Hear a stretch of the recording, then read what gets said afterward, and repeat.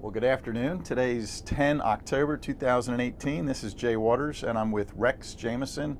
We're at the tank farm in Nokesville, Virginia, and we're with the Americans in Wartime Museum, and we're doing an oral history interview. But Mr. Jamieson, if you would, just tell us your full name, place of birth, and date of birth, please. My name is Rex Jamieson. I was born the 9th day of January in 1948. I live in Dale City, Virginia. And were you born in Dale City? Or? I was born in Walton, New York. I'm sorry. Okay, Walton, New York. And what war or wars did you participate in? I was a member of the Marine Corps in the mid-'60s when the draft was still on. And I was drafted, but I ran over to the recruiter and enlisted in the Marine Corps. And spent 18 months in Vietnam over a period of a couple of years. Okay. And looking back at your family, both parents, brothers, sisters, uncles, did you have any other family members that served in the military? I did. I had a brother that he's about 16 months younger than me. He was also drafted. With my experience with the Marine Corps, I told him, let the Army draft you, do your 2 years and get out, which he did. So he stayed with the Army, okay. He did. Okay. And shifting gears a little bit, think back to September 11th, 2001 and the attacks on America. Where were you, what were you doing, and kind of what were your thoughts on that day? Interesting you asked that question. I was driving a tractor trailer in those days. Matter of fact, I was in Massachusetts.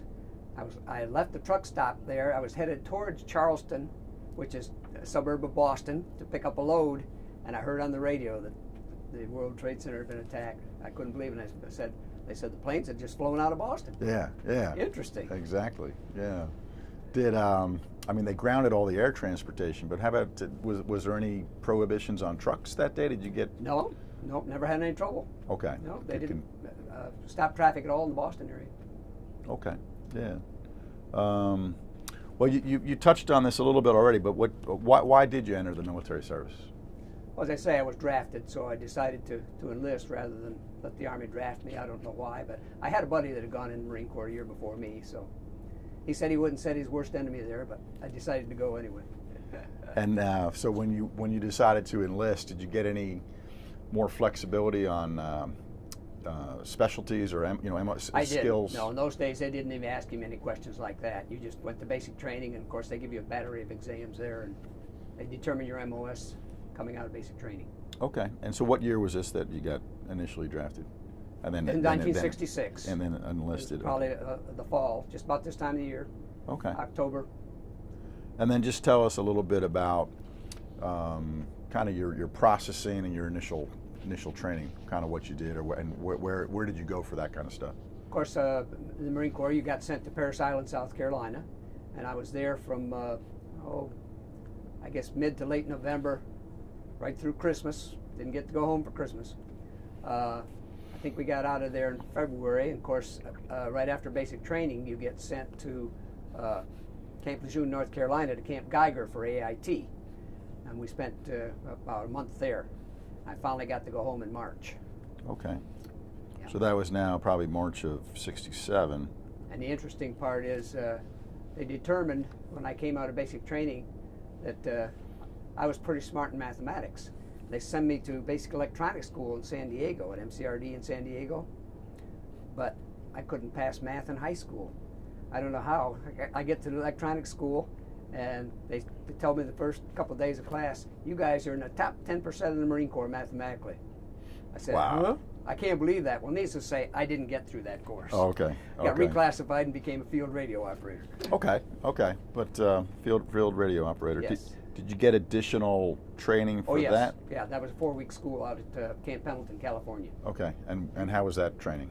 That was great. I enjoyed that. I finished 4th in my class there. Okay. Really enjoyed that. So then some reservists beat me. But so now you finished the field radio training, and was it headed to Vietnam from there? Yes, okay. That's right. Immediately went into staging, which is about a 2-week course of, war games and pretend to be a prisoner of war and all that sort of thing before you go over there. So you got some idea what you might experience when you get there. And what was your rank at this time? I was still private. Still private. And what was your rank within the Marine Corps towards the later in your career? I eventually got to be a corporal before they discharged me. Yeah. Yes. Of course, as soon as I made corporal, they slapped me on corporal of the guard in Vietnam. Yeah.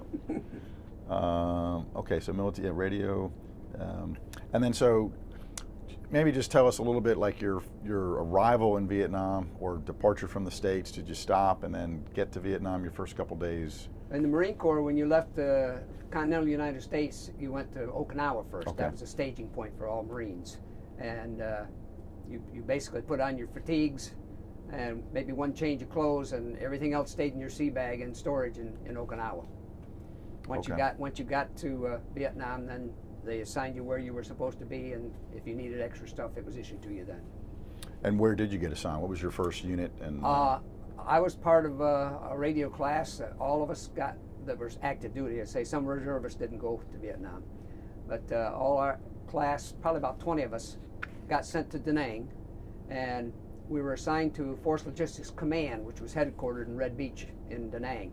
But myself and one other classmate of mine got sent to Dong Ha, which is about 80 miles north, probably about 6 miles south of the DMZ. Okay. We were assigned to a big logistics unit up there at Dong Ha. And what were your typical duties up there? Well, there were different ones. When I first got there, one of the duties as a radio operator, you have to maintain a radio network from all the different outposts. Dong Ha being the big, huge military post there, had Army and Marine Corps both. And we maintained a network with 3 other locations outside our area. Okay. And if you didn't do that, then you rode on daily supply convoy. We probably ran 70 trucks every day from Dong Ha west towards Khe Sanh out to a staging point called Kalu, and we offloaded the trucks there. And that was an all-day long affair because you had to keep distance between the trucks in case of rocket attacks and mortars, whatever they might throw at you. And of course, the road had to be swept in the morning for booby traps. Right. And you'd leave at 7 or 8 o'clock in the morning and get back at 3 or 4 in the afternoon. And were you? And it was only about 30 miles. Sure. Were you working in a radio man capacity or yes, more as a? Yes, I carried a radio. Either I drove a Jeep that had a radio mounted in the back of the Jeep, or I rode in a record truck with a portable PRC-25 radio. Okay. In case a military vehicle breaks down, they call back to the rear one of our record trucks, and we would know we've got to pick one up. Well, then either back at the base camp or out on any of these convoys, did you guys ever get attacked or have? Well, fortunately, I didn't. But my buddy that I got sent up there with lost his life there. Oh, really? Out in Kalu. He got buried by a rocket attack. I'm sorry. Yep. Sorry to hear that. Yeah. The sad part was I'd only been in country about 4 or 5 months then. I wanted to go back with his body and meet his family and everything like that because he's a pretty close friend. But they wouldn't let me go, so I had to wait until I got back to go meet them. Right. How long were you in Vietnam for this tour? 18 months total. 18 months. In those days, you did about a 13-month tour, and if you were willing to re-sign another contract that says you will come back to Vietnam for 6 more months, Uncle Sam was willing to send you anywhere you wanted to go in the free world. Now, I couldn't go to North Korea or Cuba or Russia or places like that, sure. But anywhere else. So I went to Europe. Okay, well, tell us about that. That sounds exciting. Well, I had originally planned on going home for Christmas. And this was in late, as I say, I got there in November of '67. So here it is, late November of '68. And I wanted to go home for Christmas. They said, well, all the flights going back to the States are filled with guys either going to Hawaii to meet their wife for Christmas or back to the States.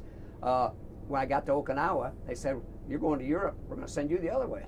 So there was a few other guys besides me on this plane. So we went from there, we went to Hong Kong and had an 11-hour layover. I got to see a little bit of Hong Kong.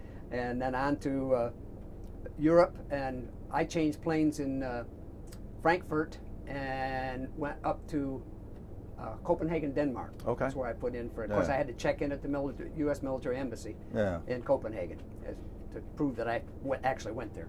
And how much time did you get? I spent a week in Copenhagen. Okay. Called home while I was there and found out my cousin, who had married a Dutchman, was visiting his family in Amsterdam at that time. Wow. Why don't you come on over? Yeah. So I flew from Copenhagen to Amsterdam and spent a few days with them. And then I flew over to London, spent a few days in London, New Year's Eve. Being a musician, I found out Arthur Frommer's Europe on $5 a day book. He says, if you're a musician, stay at the London Musical Club. which is a couple of townhouses across the street from each other, very near the Royal Academy of Music.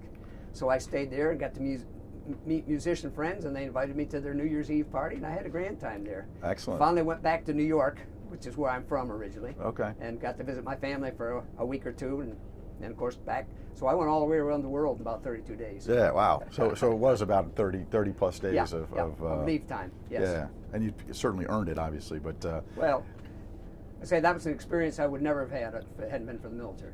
Yeah, well, that's fascinating, and we'll talk more about your musical career. But were you a musician even before you went in? My dad was a band director, and my mom taught piano lessons. We had a music store in our house, so I grew up with music. Okay.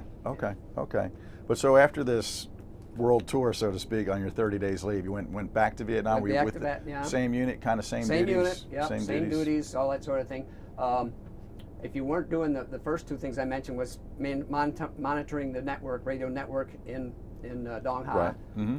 The second option was you rode the convoys every day. A third option was I got sent out to Qua Viet, which is on the mouth of the Qua Viet River, about probably 7 miles east of Dong Ha, and it's right on the Gulf of Tonkin, of course. Okay. That's where the river empties out into. And I spent quite a good amount of time out there as a radio operator with bulk fuel. I was detached to bulk fuel. Okay. The AOG, auxiliary oiler, would come up from Vietnam, World War II ship, 14 knot speed. Wow. Come up from Da Nang loaded. Of course, they had a V hull, so they couldn't come into the mouth of the river like the LSTs. They had flat bottoms. Right. They had to anchor offshore about a quarter of a mile. We had a 4-inch hose tied off out there. And once they got up there and we got the hose hooked up, I had to take a portable radio out on the ship because the ship's radios didn't match up with our portable radios. Wow. And the guy filling the tanks with the bulk fuel unit on the shore had another portable radio like mine. Yeah. So I went out there and monitored. Took 3 days to pump 278,000 gallons through a 4-inch hose. Wow. And during these 3 days, you'd stay on the ship out there? Oh yeah, I stayed on the ship, for 3 days. With what Marine? Was that with Navy guys? I do an 8-hour watch, and then one of the Navy guys would relieve me on the radio for a little while. Huh. I got to see a movie and eat some good Navy chow. That was a good deal to me. And they treated you well, it sounds like. Yeah, very good. Matter of fact, when I was out there in February of 1968, we heard over the ship's radio that USS Pueblo had been captured by North Korea. Okay. If you remember that. Yeah, I remember hearing about it. Yep. The other thing that was really interesting about that was not too far from where we were, of course, was the USS New Jersey. Boy, when she would let loose with those 16-inch guns, and the sky would just light right up like it's daylight. All of a sudden, very slowly, goes right back to complete darkness again. I was just amazed at that. Wow. and during these fueling operations, again, no enemy activity? They knew we were there. Every now and then they'd start shooting at us from the DMZ. Okay. Of course, that's a little frightening when you're sitting on all this fuel and they're dropping rounds in around you. Yeah, priority target. Took us about 5 minutes to haul up anchor and get underway. And as I say, top speed's 14 knots on that thing, so we weren't any speedboat by any means, but we managed to get away every time. One time I had to stay on the ship because they kept shooting for a while, and so they decided they weren't going back. So we went right back to Da Nang, loaded up again, and came back up. Okay. Well then, switching gears a little bit, still from your Vietnam time, how were you able to stay in contact with family and friends back in the U.S. or anywhere for that matter? Well, I did a lot of letter writing, of course, in those days, and of course there was no CDs or anything like that. You used tape recordings. They had little 3-inch reel-to-reel tapes. Yeah. And so I would record a living letter on a little 3-inch reel-to-reel tape recorder and send it home, and my family would re-record and send it back to me. Yeah. And of course I can show you this. All the letters I wrote home. My mom saved them all. And you had free mail, right? I had free mail, yes. Yeah. If you look on some of these. So just for the camera, right up in the top it says postage and fuel and fees paid by the Navy, essentially free mail. Of course, Marine Corps is the Department of the Navy. So that first one is just informing my parents that I arrived at Parris Island, South Carolina. Yeah. Okay. But there are some, if you look further back in. Yeah, I recognize those red, white, and blue envelopes too. Airmail letters. See, it says free. Free, yeah. Just write free. That's your stamp. Okay. Well, that's and those were mainly back to your parents back in the States. Mm-hmm. I had FPO San Francisco address. Yeah. All military people in Vietnam had that. Excellent. And I guess on the back side, receiving mail was a big deal for you. Oh, and, yes. and your fellow Marines. Anytime you're a serviceman, whether it's in wartime or peacetime, you love getting mail from home. Absolutely. Or somebody you know back home. Absolutely.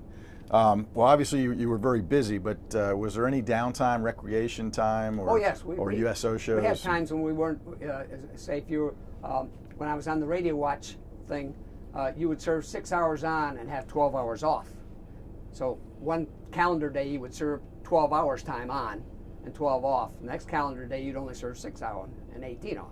Okay. So it just kept rotating like that. Yeah. During all that off time, we actually had an organized basketball from the different groups in our battalion. Okay. Basketball teams, and we played basketball against each other. I remember doing that. And any music opportunities in this off time? Not too much. I had a pair of drumsticks that I fooled around with. I bought a Vietnamese guitar and taught myself to play guitar while I was there. Okay. Yeah. Is a Vietnamese guitar different than? Oh, no. They're all the same. Okay, still. I just borrowed a book from another guy that showed me how to play the chords. Yeah. Taught myself to do it, because you're spending 6 hours at a time on radio watch. You can only write so many letters and read so many books. You get tired of doing the same thing, so you do something a little differently. And any USO shows or anything like that stand out? We did. We had a couple of those that were very good. I don't know if I can remember the name of the group, but they were very good. They did a lot of different styles of music. And you got to go. Got to go to that. Yes, Excellent. there were Excellent. Thousands of guys there watching that one show. I have pictures of that. Excellent. Well, we talked a little bit about the convoys and getting shot at from the boats, but are there any other incidents that stand out during the tour, either like scary or exciting or actually just different, unusual? I guess the only thing I really think of that I experienced personally was I would have to ride up and down the river when I was stationed out there with bulk fuel, come back to Dong Ha for every month. I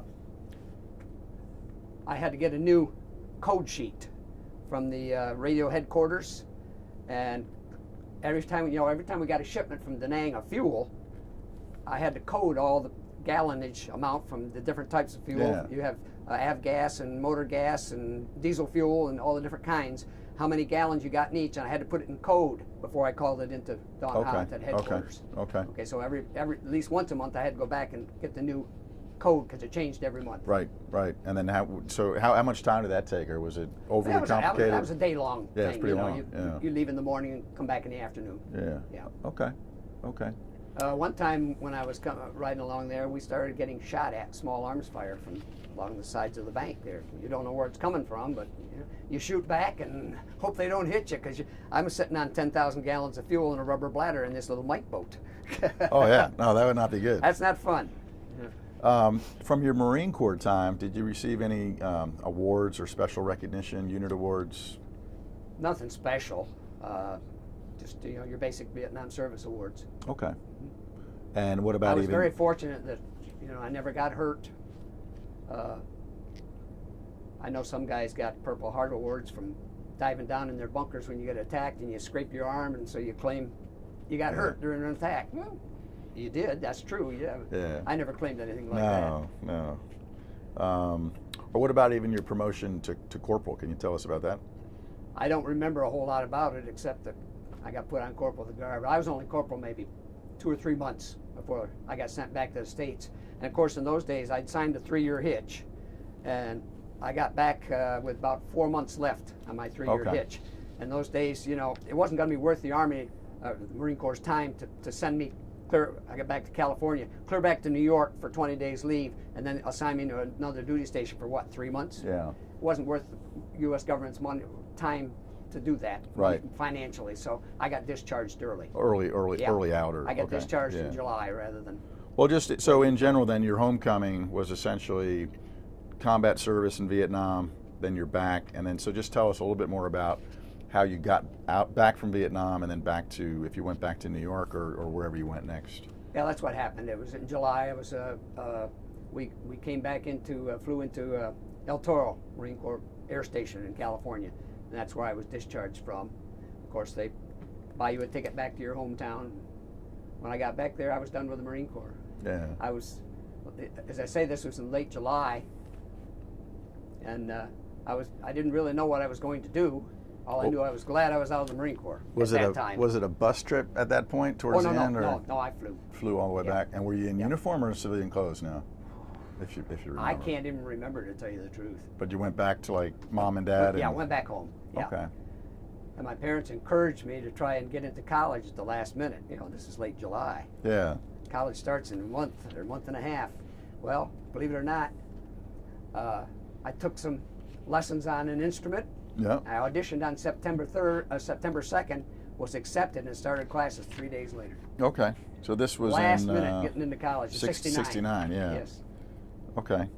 And of course, I was politically, I was 180 degrees from all my classmates. They were wearing torn jeans and tie-dyed T-shirts and long hair, and sometimes no shoes on their feet. And Yeah. here I am, dressed like I am. No, good for you. Good for you. I've kind of felt like Forrest Gump. Well, we'll transition to your Army time in a little bit, but if I'm reading this right, so 69, you're back, so and then you went into the Army in 1980, but what'd you kind of do then for that 10, 11 years there? Well, of course, I was in college for 2.5 years, and I finally, after 2.5 years, discovered that the cello and I weren't made for each other.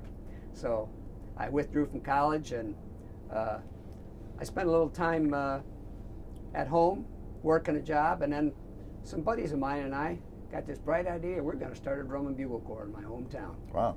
So we brought in some instructors from a nearby town that had a drum and bugle corps back in the 50s and 60s as instructors. Of course, I'd played drums all through school. My dad was the band director, but I never really learned to play very well. Yeah. I was a very basic drummer.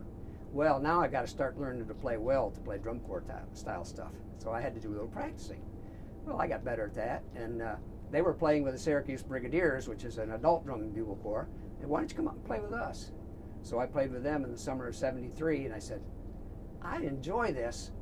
You know what? The Marine Corps has drum and bugle corps. I can get paid to do this. Right, right. So I re-enlisted the Marine Corps. Okay. Went down to Camp Lejeune because I knew they had a drum and bugle corps there. What I didn't know, not growing up in drum corps, was that there are people that don't read music and play. Drummers in drum and bugle corps quite often are taught by rote. Go home and practice this. Yeah. They don't show you any music. Okay? So those guys play well, but they don't read music. When I got to Camp Lejeune and auditioned for the drum and bugle corps, I was auditioned by a band drummer.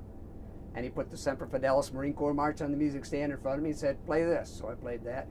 We'd like to have you in the band because you read music. There's second-class musicians over there. They don't read music. Yeah.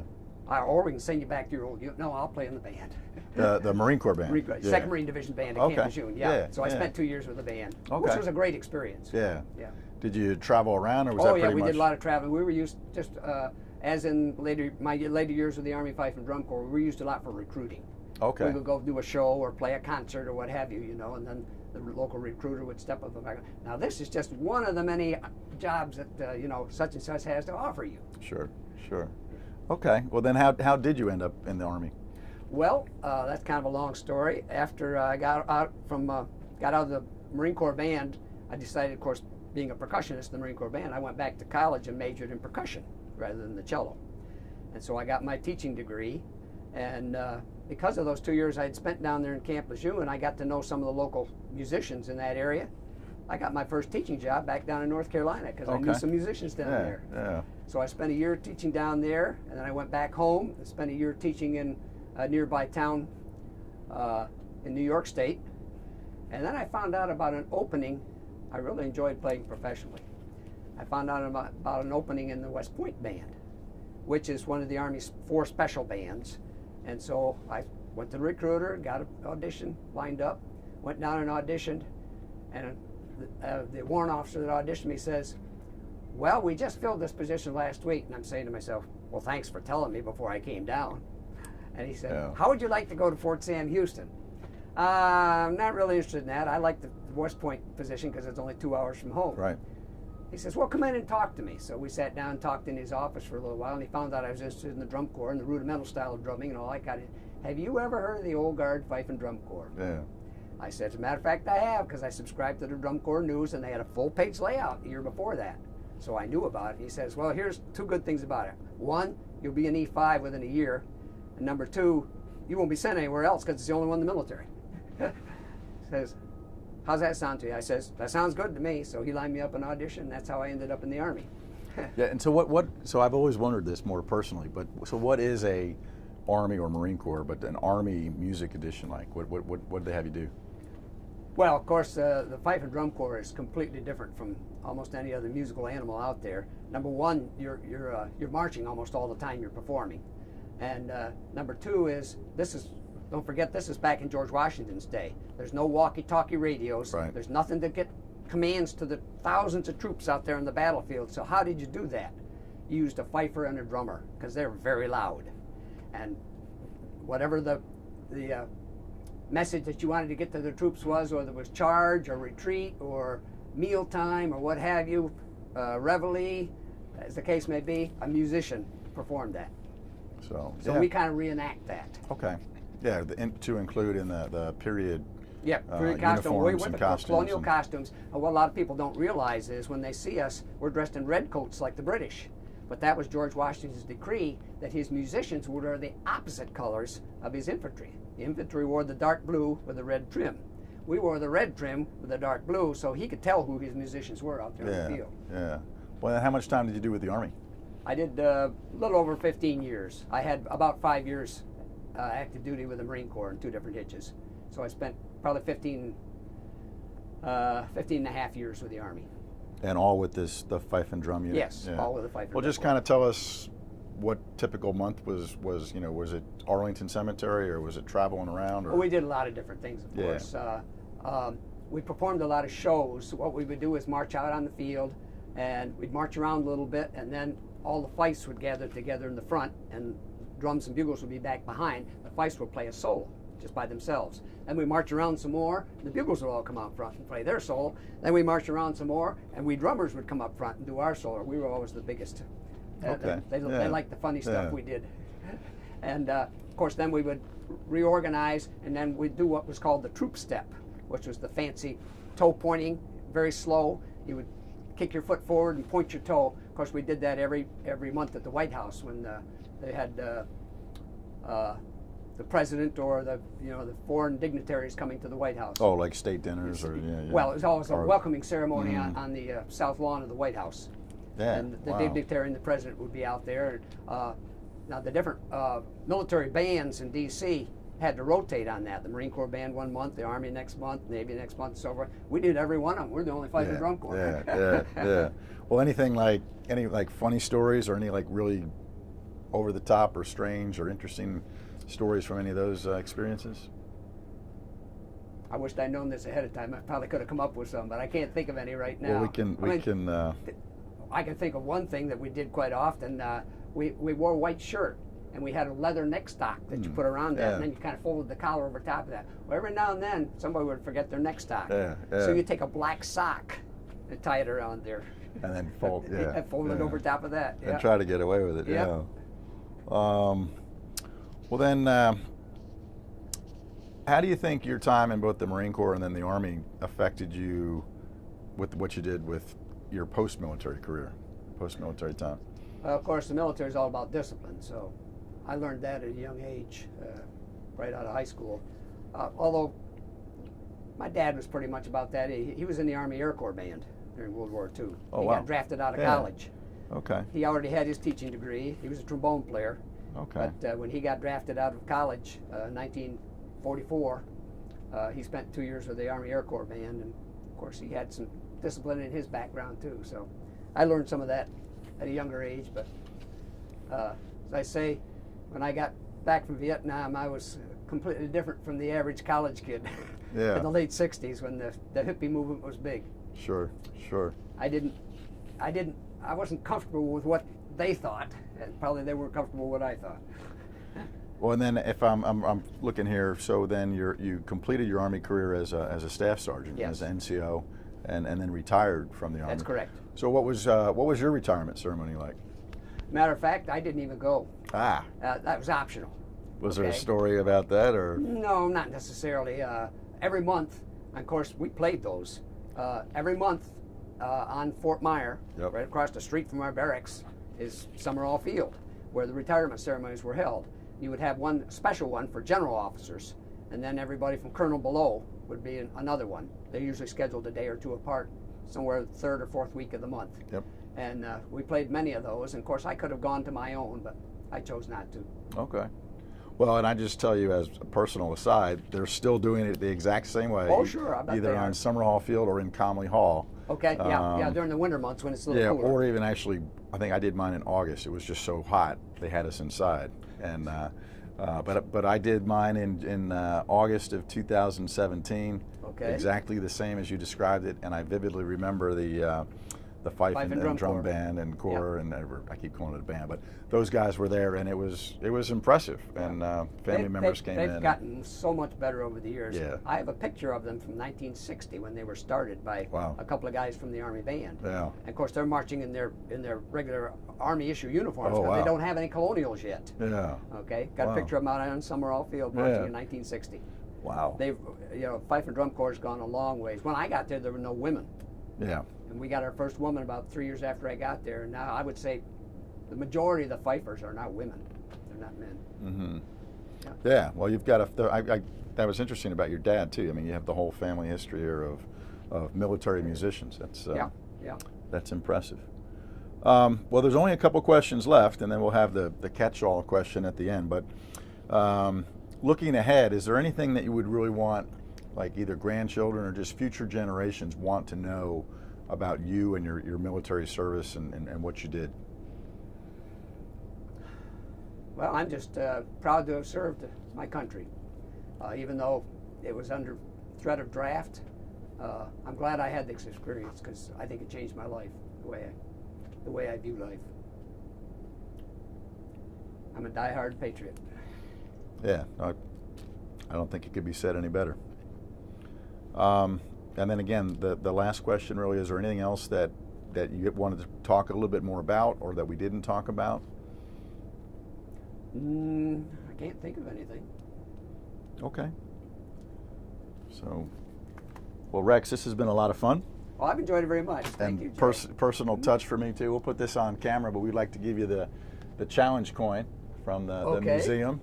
And Very good. As one veteran to another, Army guy, again, I thank you for your service. And I was mentioning about the ceremony when I was there, and you guys and your predecessors were doing that, or your people that came after you were doing that for a long time, and it That's sounds right. like it's a great thing. It's a great Ongoing thing, yeah. Yeah.